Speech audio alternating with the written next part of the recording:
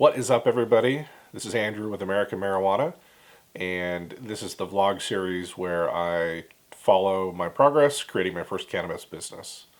This is vlog entry number 3, in case anybody's keeping track of numbers. Since the last video, I've finalized on the company name. I'm not going to release it publicly for a couple months until I have all the trademarks and the social media and all the other legal protections in place. But once all that stuff is done, I'll announce it. But I have finalized on it, and I'm ready to move forward with all the things that were limited based on company name. I started working on the company logo. That's an area that I've always enjoyed playing around. Is graphic design, logo design, brand building, style guides. I just have a background in graphic design and a love of logos. And so I felt like I needed something, like a sort of a placeholder for the business logo, so that I would have something to use on business cards and letterhead, in case people still use letterhead, website, social media, all that sort of stuff. I'm just trying to build the brand incrementally, and sort of the first step was to have a logo, even if it's not the finalized logo. So I have a logo, but it's definitely not going to be the last logo that I designed for this business. But at least we're making progress. I finished the first product mock-up. What I did was I took the logo, I created a box, kind of like this size, for like a 3.5 gram flower jar. This is not the box I designed. This is a very beautiful box designed by the Warriors that is for their ring giveaway after they win. Anyway, it doesn't look that good, but I'm working on it. So I sort of printed it out on cardstock, folded it up, taped it up, and made a little box. And it's it's really inspirational to see sort of the company taking shape, the product taking shape. It's really, I love starting businesses, and this is the funnest part of a business, is when you get everything going and anything is possible, right? It's that sort of optimism before you've, been told no by your first supplier, your first vendor, and all that stuff. Everything is like awesome right now. So I have the brand name, I have a temporary logo, I built my first package, so things are definitely moving along. I also made progress on the business plan. And I continued having phone calls and email discussions with my consultant and grower. He's not my grower yet, but and he's not my consultant yet. It's just potential grower, potential consultant. But those have been very insightful conversations. Obviously, the people who've been in this business for 10 years know what they're talking about. It's data-driven advice that's based on, real experience, real world experience. What else? I also registered for my first cannabis trade show. It is going to be MJ BizCon in Las Vegas in December. Already I've spoken to some vendors who are going to be there, and I'm excited to to show up and know people there, which is strange because, a year ago I didn't know anything about this industry. So that I feel is a mark of progress. I feel like things are moving along now that I'm going to the first trade show. But it's not just going to the trade show, it's the fact that I'm spending money now at this point. So that's when a business becomes real, when you actually spend money out of pocket and you're like, okay, that money doesn't go back in the pocket when you decide to, stop pursuing that company or to stop launching or something like that, right? That money's been spent. So I have spent my first dollars for this business, and that too is exciting.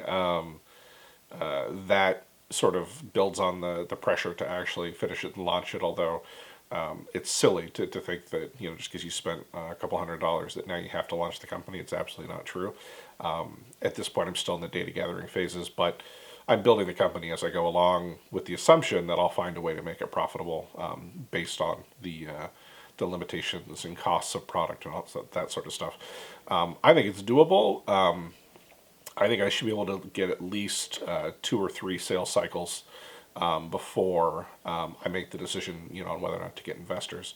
In other words, I hope I can bootstrap for three grow cycles. That's sort of my goal right now. We'll see if it's possible, and we'll see if it's not possible, then I probably won't be continuing with this company unless I can get investors. So we'll see what happens. But just want to let you know that I'm spending money and I'm taking it seriously, and I think at least mentally, I'm committed to moving forward. Sorry about that pinging. It's my phone. Let's see. I wonder if I can turn that off. All right. The pinging's turned off. It'll probably still buzz. What else?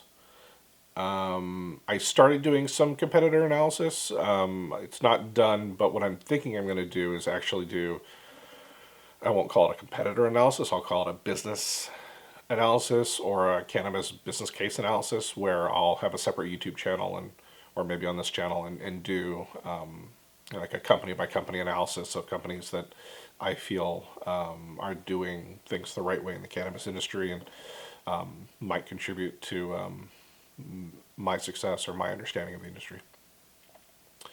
Let's see what else.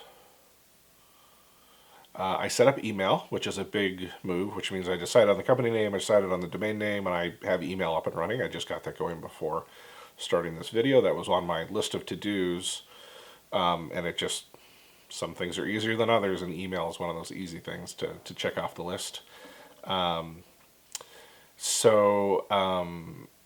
Another interesting thing is I spoke to my mayor this week because the city where I live is about to enact some a full prohibition of all cannabis businesses, which is kind of frustrating for me because I'd love to have an office here or have the option of growing in the city where I live. But I live in the Bay Area and I didn't think it would be cost effective, so I didn't seriously think I was going to grow in my city, but it's nice to have that option, especially if you have investors or if you know people with real estate who, are willing to contribute, free rent or something in exchange for equity. There's always ways to make it work, even in expensive areas, but it'll probably make more sense to grow in Southern California or the Central Valley. So anyway, I spoke to the mayor, and I was sort of like making the case for why prohibition is bad. The fact that there's these massive cannabis dispensary deserts in the Bay Area. For me, there's not a dispensary for 15 miles in any direction, which isn't bad. I know for people who live in states where it's still legal, right? They would kill to have a 15-mile commute to their dispensary. But if it's legal everywhere in the state and there's still these massive areas, even in a metropolis, like the desert that I'm in has probably 3 million people, right? Like if you take the circle, that 30-mile diameter circle, there's 3 to 5 million people that live in that circle, and yet they have no dispensaries. And that just doesn't make sense to me, because when you have 5 million people with no dispensary, it means there's going to be a black market. It's just guaranteed.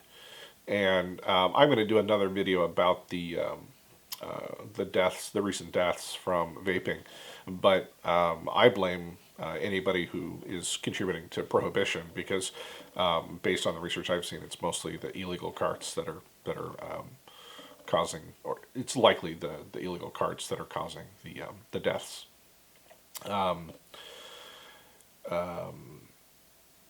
Yeah. So had a good call with the mayor. I mean, he didn't really support my position, but he listened and gave me advice on next steps, things I can do.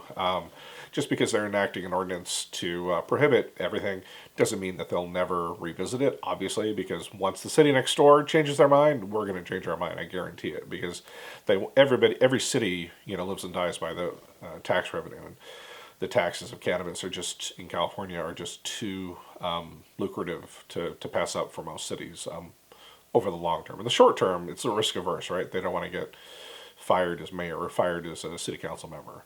I get that, but I disagree. Anyway, so that's the mayor. What else is going on? Yeah, so The other stuff that's going on right now is I decided to focus on vape as the first product out the door. I haven't decided what the second product is, but I'd like it to be flower, and then do pre rolls. That's sort of the goal of what I'm working on. As far now, I've been doing some more thinking, because I love going to the dispensaries and looking at all the products. I just bought this week. I bought a brand new cart from Old Pal. I'll be doing a review of it. But I bought a cart for $15, a half a gram. And this is not an illegal dispensary. This isn't some off-brand that no one's ever heard of. Old Pal is actually, I mean, Ease sells them, and they're available at a lot of East Bay dispensaries. I just I haven't seen any of the numbers, but I think with most of the half gram carts going for around $30, and these guys selling for 15, it makes me wonder if they can find a way to do it for 15, and someone else are all the others going to find a way to do it for 15? Is that going to be too much? Is that going to be too high of a fence for me to jump to create a sort of an outsourced business? Right? Are the margins so thin that it doesn't make sense for people like me to do white label production or as a customer? So those are some thoughts I've had. The other thoughts I had are how I want to position this company and its products. I think that in the long run, companies that act more like holding companies and less as a single brand manufacturer are the ones that are going to succeed the most. And by succeed, I mean avoid, like a hostile takeover. They're the ones that are going to be doing the acquisitions. So I don't know, the best way to do it, but I do believe that holding companies are going to be able to squeeze the margins the most when it comes to the national rollback of prohibition, and when there can be interstate cannabis commerce. So my plan is to eventually create a couple different brands, but what I've been thinking about is how to position those brands from a marketing standpoint. And obviously everything in a dispensary is, positioned as premium, or for the most part. But then I came across this Old Pal for $15, and I was like, well, if they can do it for 15 and I can do it for 15, why not, not initially, but after everything else is profitable, like the vape and the flower and the pre-roll part of the business, then maybe expand into the lower end, because you already have those relationships with the dispensaries, you already have the relationships with the growers and the manufacturers, the oil makers. You already know what it's going to cost to do the product creation and manufacturing. So it's just a matter of running the numbers and seeing if it makes sense to create a lower priced brand, because then at that point you have something both at the high end and at the low end. So let's say you're at 10 different dispensaries, and one of them is in Beverly Hills, and the other one is in Compton. And Beverly Hills, right, you might expect to sell the more expensive brand, and at Compton you might expect to sell the lower brand. So in those cases, you would want to have two different brands that you're representing when you go to each of those dispensaries, and then whichever one sells the most, you restock them. I forget what the term is, but in economics, it's a way to take chunks out of the demand curve, because if the demand curve goes from people won't have a lot of money to spend to people who don't have a lot of money to spend, and then your supply curve, you're essentially creating two different supply curves that bisect or trisect the demand curve. Anyway, it's just a way to sell more product, especially when one product doesn't cannibalize the other one. So those are some thoughts I've been thinking about this week. What else? I've been thinking a lot about genetics, cannabis genetics, because it seems that a lot of the people who have been growing for 10 or 20 years, they've developed a set of just phenomenal genetics that is impossible to recreate. And so it makes me wonder if the people, the individuals who have these who have these genetics, who are sort of collectors, if there's a way to buy out their inventory or buy out their intellectual property or their seeds or whatever it is that they have to sell. Because I know there's a bunch of them. I mean, I know of 3 people at least who are seed collectors. But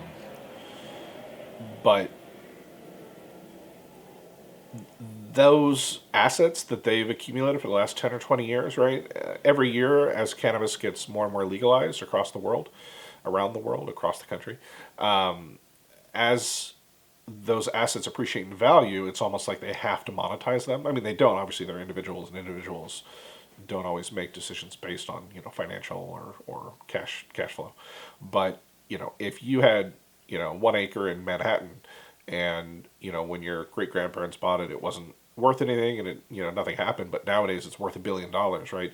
What do? Do you leave that $1 billion lot and just wait for your kids to inherit it, and they have to pay the estate taxes, or do you develop it and give part of those assets or equity in whatever you sell or develop there to your children, right, or to your offspring or grandkids or whatever the case may be?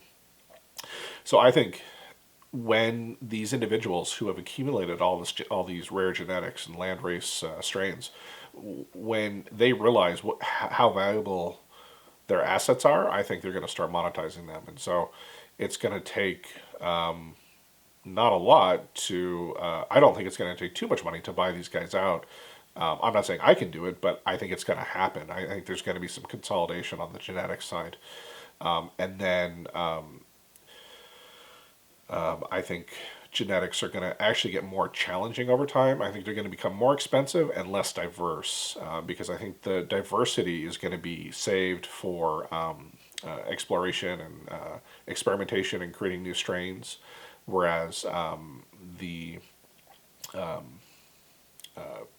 cost will go up because I think more people are going to be buying, and they're going to be more dependent. And I think there's going to be a focus.